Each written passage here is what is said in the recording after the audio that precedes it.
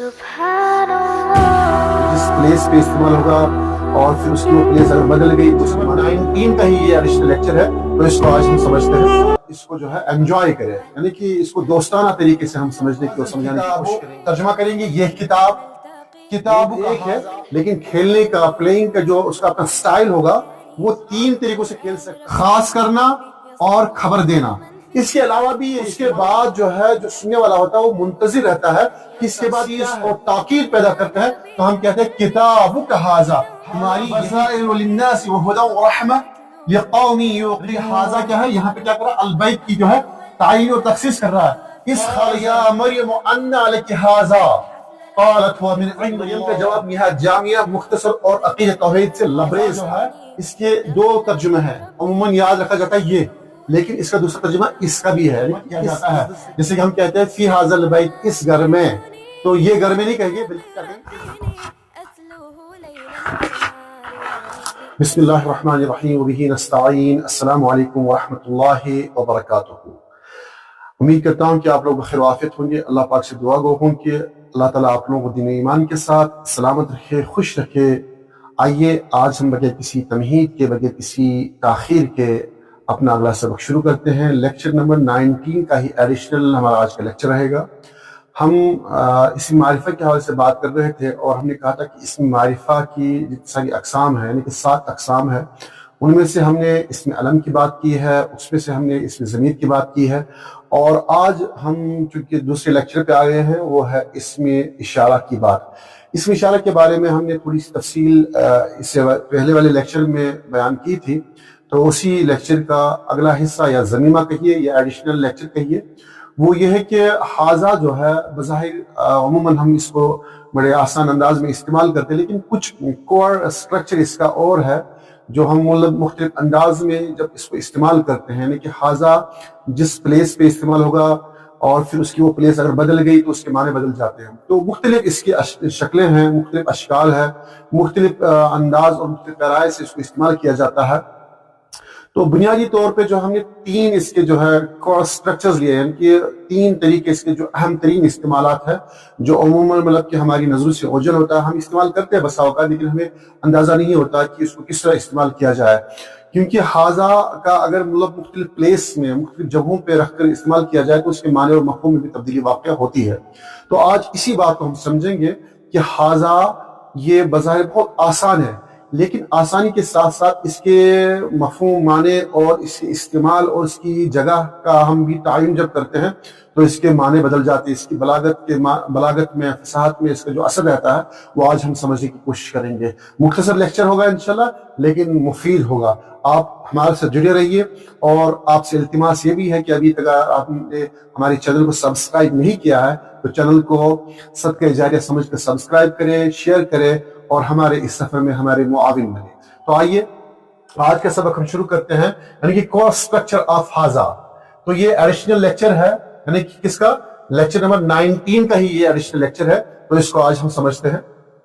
मैं अमूमन ये चाहता हूं कि हमारा ये लेक्चर किसी तरह से जो है मतलब कि भोजल ना हो, इससे आप मतलब कि उकताहट महसूस न करें, तो नए अंदाज में, नए पैराए में इसको हम समझने की कोशिश करते हैं, तो ताकि तलबा और तालिबात जो है दिलचस्पी के साथ इसको जो है एंजॉय करें, यानी कि इसको दोस्ताना तरीके से हम समझने की और समझाने की कोशिश करेंगे। देख सकते हैं कि यहाँ पे हमें शुरू में जो तमहीद दिखी है कि हाजा, यानी कि ये जो इसमें इशारा है, हाजा की करिश्मा साजी एक लफ्ज 3 नाहवी जहाद। लफ्ज तो एक है, लेकिन इसकी बुनियाद यानी कि कोर इश्यूज, इसके जो कोर स्ट्रक्चर जो इसके है वो 3 तरीके से हम इस्तेमाल कर सकते हैं। तो यहाँ पे शुरू में आप देखिए क्या है, हाजल किताबो, तर्जुमा करेंगे ये किताब, किताबु का हाजा तुम्हारी ये किताब, और फिर तीसरा इसका है हाजा किताबुन, ये एक किताब है। 3 जुमले लिए हैं, लेकिन 3 जुमलों में हमने हाजा को इस्तेमाल किया है। एक बार आप इसको देख ले और अगर हो सके तो स्क्रीनशॉट लेकर आप अपनी जगह महफूज कर ले। 3 तरीकों से इस्तेमाल किया जुमला क्या है, हाजल किताबु, जुमला मुकम्मल नहीं है, क्या काम है इसका, यह किताब। दूसरा जुमला लिया है किताबु का हाजा, तर्जुमा क्या है, तुम्हारी ये किताब। तीसरा जुमला क्या है, हाजा किताबुन, ये एक किताब है।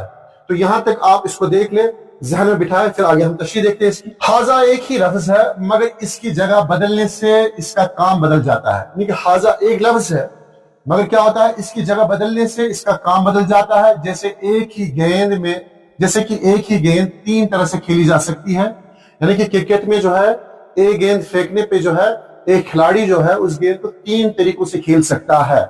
گیند ایک ہے لیکن کھیلنے کا، پلینگ کا جو اس کا اپنا سٹائل ہوگا وہ 3 طریقوں سے کھیل سکتا ہے، اور کہنے والا یا دیکھنے والا یا سننے والا یا جاننے والا یہ نہیں کہے گا کہ اس نے جو ہے اس بال کو غلط کھیلا۔ بس کھیلنے والا صحیح ہو اور دیکھنے والا بھی صحیح ہو تو اس بال کو ہم، یعنی کہ حاضہ والی بال جو ہے اس کو ہم 3 طریقوں سے کھیل سکتے ہیں۔ کون سا طریقہ ہے؟ ہم اسے 3 اہم صورتوں میں سیکھیں گے۔ کون سے 3 اہم صورتیں ہیں؟ وہ جو آپ کی اسکرین پہ لگا ہوا ہے اس کو دیکھ لیں آپ۔ یعنی حاضہ 3 کام کرتا ہے۔ کیا کیا کام کرتا ہے؟ دیکھنا، دکھانا، خاص کرنا، خبر دینا۔ کتنے کام اس کے ہیں؟ اس کے 3 کام ہیں حاضہ کے۔ کون سا؟ دکھانا، خاص کرنا اور خبر دینا۔ اس کے علاوہ بھی یہ استعمال ہوتا ہے، لیکن جو کور طریقے سے استعمال ہوتا ہے، لیکن جو بنیادی طور ہماری اپنی گفتگو میں، ہماری اپنی تحریر میں، اپنی تقریر میں ہم جو استعمال کرتے ہیں وہ عموماً یہی 3 طریقے ہوتے ہیں۔ کون سا؟ کہ حاضہ کے ذریعے سے کسی چیز کو دکھانا، پوائنٹنگ کرنا، خاص کرنا، تخصیص کرنا، اور پھر اس حاضہ کے ذریعے سے جو ہے کسی چیز کے بارے میں خبر دینا۔ جگہ بدلنے سے معنی بدل جاتا ہے، یعنی کہ اس کی اپنی جگہ ہے، حاضہ کی اپنی ایک جگہ ہے، اپنا ایک مکان ہے، تو اس مقام یا مکان میں جب یہ رہتا ہے تو ایک معنی دیتا ہے، لیکن جب وہ اپنی پلیس چینج کرتا ہے، اپنی جگہ بدل دیتا ہے تو اس کے معنی بھی بدل جاتے ہیں۔ کیسے؟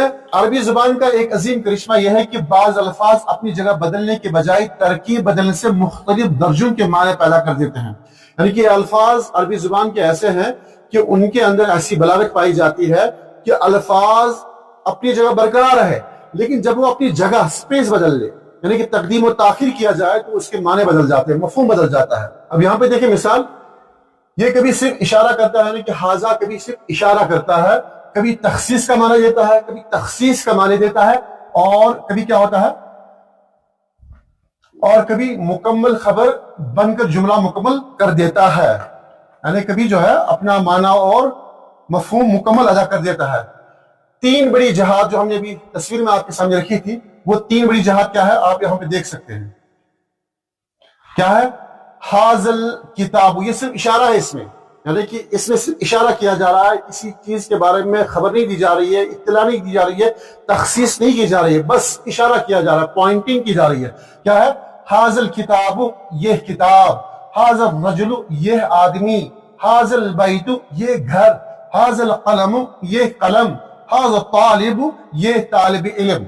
اب اس کی وضاحت دیکھیں آپ۔ وضاحت کیا ہے کہ یہ جملے سننے والے کو آگے کچھ سننے کا منتظر رکھتے ہیں، یعنی کہ یہ جملہ جب ہم نے بولا یا لکھا اس کے بعد جو ہے جو سننے والا ہوتا ہے وہ منتظر رہتا ہے کہ اس کے بعد کیا ہے۔ جب حاضر طالب کہا گیا تو اس کے بارے میں کیا کہا جا رہا ہے، وہ اس کے لیے انتظار میں رہتا ہے، جملہ پورا نہیں ہوا۔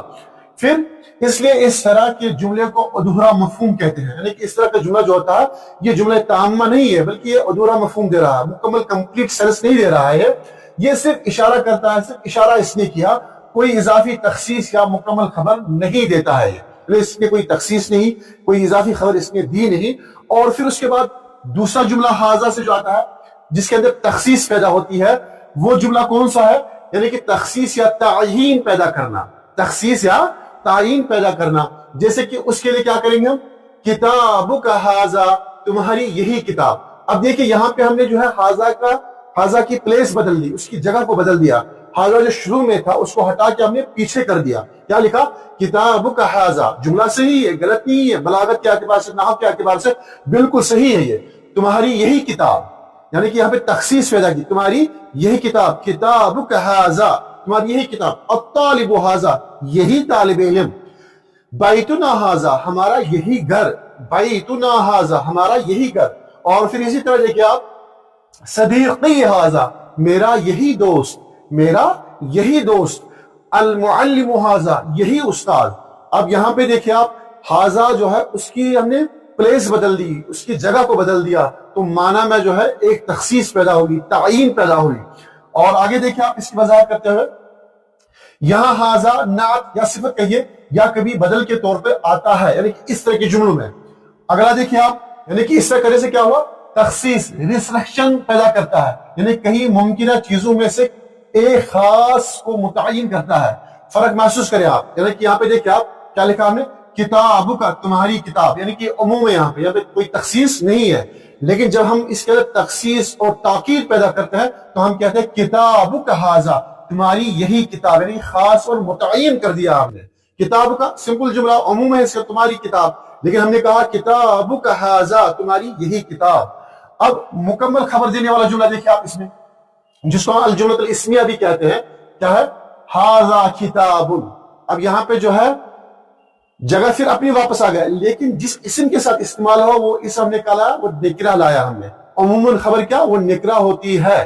تو یہاں پہ کیا لکھا ہم نے, حاضہ کتاب, یہ ایک کتاب ہے یا یہ کتاب ہے. حاضہ رجل, یہ آدمی ہے یا ایک آدمی ہے. حاضہ بیتنا, یہ ہمارا گھر ہے. حاضہ قلمی, یہ میرا قلم ہے. حاضہ طالب, یہ ایک طالب علم ہے. وضاحت کیا ہے اس کی, یہ مکمل جملہ اسمیہ ہے. یہاں ہے, یعنی کہ یہاں پہ جو ہے یہ ہے کا مفہوم جو ہے یہ پیدا ہوتا ہے. یہاں ہے کا معنی خود بخود پیدا ہو جاتا ہے. یہ سب سے مکمل اور واضح استعمال ہے, یعنی کہ واضح جملہ ہے, اس میں کوئی کنفیوژن نہیں ہے, اس میں کوئی کسی طرح کا جو ہے کوئی الجھاؤ نہیں ہے. اب پرانی مثالوں کو دیکھیں آپ, پرانی مثالوں سے دیکھیں آپ. هذا بصائر للناس وهدى ورحمة لقوم يوقنون, سورہ جاسیہ کی آیت ہے.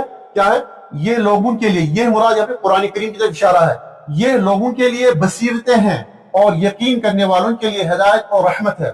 یہاں حاضہ مبتدا اور بصائر نکرہ خبر ہے, یعنی کہ حاضہ القرآن بصائر, یعنی کہ یہ قرآن جو ہے یہ نصیحتیں ہیں, بصیرتیں ہیں کہ لوگوں کے لیے, یعنی کہ مکمل اطلاع دی جا رہی ہے. اس جملے میں جو ہے مکمل اطلاع دی جا رہی ہے, تخصیص ہے یہاں پہ. اور آگے دیکھیں آپ, فَلْيَعْبُدُوا رَبَّ هَذَا الْبَيْتِ, یہاں پر بھی حاضہ استعمال ہوا ہے. کیا ہے, سورہ قریش کی, پس انہیں چاہیے کہ اس گھر یعنی خانہ کعبہ کے رب کی عبادت کریں. یہاں حاضہ البیت کی تعین اور تخصیص کر رہا ہے, یعنی کہ حاضہ کیا ہے, یہاں پہ کیا کر رہا ہے, البیت کی جو ہے تعین اور تخصیص کر رہا ہے, اس خاص گھر کا رب. قال یا مریم انا لک ھذا قالت هو من عند اللہ, سورہ عمران کی آیت ہے. زکریا نے کہا اے مریم تیرے پاس یہ رزق, یہاں پہ رزق کا ذکر نہیں ہے لیکن یہاں پہ انڈر بریکٹ رکھا, یہ کہاں سے آیا, اشارہ کیا گیا. رزق ہم یعنی کہ علماء کرام نے مفسرین لکھا ہے, رزق کے بارے میں پوچھا گیا, اس نے کہا, یعنی کہ حضرت مریم نے کہا یہ اللہ کے پاس سے ہے. یہاں حاضہ ایک حیرت انگیز اور غیر معمولی چیز کی طرف اشارہ کر رہا ہے, سیاق و سباق سے اسے خاص بلاغت دیتا ہے. یہ آیت کریمہ نہایت لطیف بلاغت اور گہرے معنی اشارات کی حامل ہے. یعنی قرآن کریم کی آیات میں جو ایک ایک لفظ بلاغت اور حیرت کن معنی پیدا کرتا ہے. قال یا مریم انا لک ھذا قالت هو من عند اللہ, کیا کہا, زکریا علیہ السلام نے کہا اے مریم تمہارے پاس یہ کہاں سے آیا, انہوں نے کہا کہ اللہ کے پاس سے. قرآن کریم کے سیاق سے معلوم ہوتا ہے کہ حضرت مریم علیہ السلام کے پاس بے موسم پھل یا ایسا رزق موجود تھا جو انسانی اسباب سے ہٹ کر تھا. اسی لیے سوال میں انا, کہاں سے, کیسے, یعنی کہ یہ بالکل حیران کن والی بات تھی جو حضرت زکریا علیہ السلام دے گی, اور حاضہ یہ کیسا, دونوں مل کر تعجب اور تحقیق پیدا کرتا ہے اور حیرت کا رنگ پیدا کرتے ہیں. یعنی کہ یہ جملے انا اور حاضہ جو ہے اس نے کیا کیا, حیرت پیدا کی اور تعجب پیدا کیا. سوال کا انداز کیا تھا, تعجب اور تحقیق. حضرت زکریا علیہ السلام کا سوال انکار یا شک پر مبنی نہیں بلکہ حیرت, مثبت یعنی کہ پازیٹو ونڈر پر تھا. یہ اسلوب اس بات کی طرف اشارہ کرتا ہے کہ اہل ایمان جب کسی غیر معمولی نعمت کو دیکھتے ہیں تو وہ اس کے پشت الہی حکمت کو سمجھنے کی کوشش کرتے ہیں. جواب کیا ملا, لیکن جواب بھی پرزور بلاغت سے بھرا ہوا جواب تھا. کیا کہا, هو من عند اللہ, یعنی کہ حضرت مریم کا جواب نہایت جامع, مختصر اور عقیدہ توحید سے لبریز تھا. کیا کہا, ہوا, یعنی کہ گویا پوری حقیقت کو ایک لفظ میں سمیٹ دیا, یعنی کہ اس لفظ میں پوری حقیقت کو. کیا کہا, من عند اللہ, سبب کی طرف نہیں, مسبب الاسباب, یعنی کہ اللہ کی طرف نسبت, یہاں یعنی کہ اللہ کی طرف نسبت کی, یہاں کوئی تفصیل نہیں, کوئی ظاہری ذریعہ نہیں, صرف اللہ کی طرف کامل نسبت. معنوی لطافت دیکھیں اب اس مکالمے میں دو عظیم روحانی کیفیات جلوہ گر ہے. تعجب نبی یعنی کہ زکریا علیہ السلام کا اور یقین صدیقہ مریم علیہ السلام کا یقین. تو آگے اس میں جو ہے ایک طرف سوال ہے مگر ایمان کے دائرے میں, دوسری طرف جواب ہے جو یقین کی معراج پر فائز ہے. اب ادبی نکتہ کیا ہے اس میں, یعنی کہ حاضہ میں جو حاضہ کے بارے میں ہم یہ ایڈیشنل سبق لیکچر آج کا ہے, یہاں حاضہ محض ایک اسم اشارہ نہیں بلکہ ایک راز کی طرف اشارہ ہے, دوسرا کیا ہے ایک معجزہ نما کیفیت کا اظہار ہے, اور تیسری بات اس میں کیا ہے اور ایک باطنی حقیقت کا دروازہ ہے. یعنی کہ اس آیت میں مختصر آیت میں حاضہ نے جو اپنا مطلب کہ ایک حیرت کن معنی پیش کیا وہ بطور خاص ان تین چیزوں کی طرف اشارہ کر رہا ہے. ایک وہ لفظ چھوٹا ہے مگر اس کے اندر حیرت, تعجب اور ربانی فیضان کی پوری دنیا پوشیدہ ہے. آج کے اس سبق کو یہی پہ اختتام کرتے ہیں. آپ نے سنا اور دیکھا ہوگا کہ ہم کس طرح جو ہے مطلب کہ حاضہ کو استعمال کر سکتے ہیں. اس کے بنیادی طریقے جو ہے تین ہے, ان تین طریقوں کو جو ہے آپ آرام سے سمجھ سکتے ہیں. جب آپ اس بات کو یاد رکھیں کہ حاضہ جو ہے اس کا جو کور اسٹرکچر جو ہم نے شروع میں بتایا تھا وہ یہی تین ہے کہ ہم اس کو تین طریقوں سے استعمال کر سکتے ہیں. شروع میں لا کر حاضل کتاب, کتاب کا حاضہ کتاب. اور دوسری بات یہ کہ حاضہ جو ہے اس کے دو ترجمے ہیں. عموماً یاد رکھا جاتا ہے یہ, لیکن اس کا دوسرا ترجمہ اس کا بھی ہے, یعنی کہ اس لفظ سے بھی اس کا ترجمہ کیا جاتا ہے. جیسے کہ ہم کہتے ہیں فی حاضل بیت, اس گھر میں, تو یہ گھر میں نہیں کہیں گے بلکہ کیا کہیں گے اس گھر میں. تو ترجمہ جب کیا کریں آپ حاضہ کا, تو حاضہ کا ترجمہ ہوگا یہ اور ترجمہ ہوگا اس, دونوں طرح سے اس کا آپ استعمال کریں. امید کرتے ہیں کہ یہ آج کا سبق آپ کو اچھا لگا ہوگا. آپ سے التماس ہے کہ ہمارا چینل سبسکرائب کریں اور صدقہ جاریہ کی نیت سے اس کو شیئر کریں, اپنی آراء سے ہمیں نوازیے.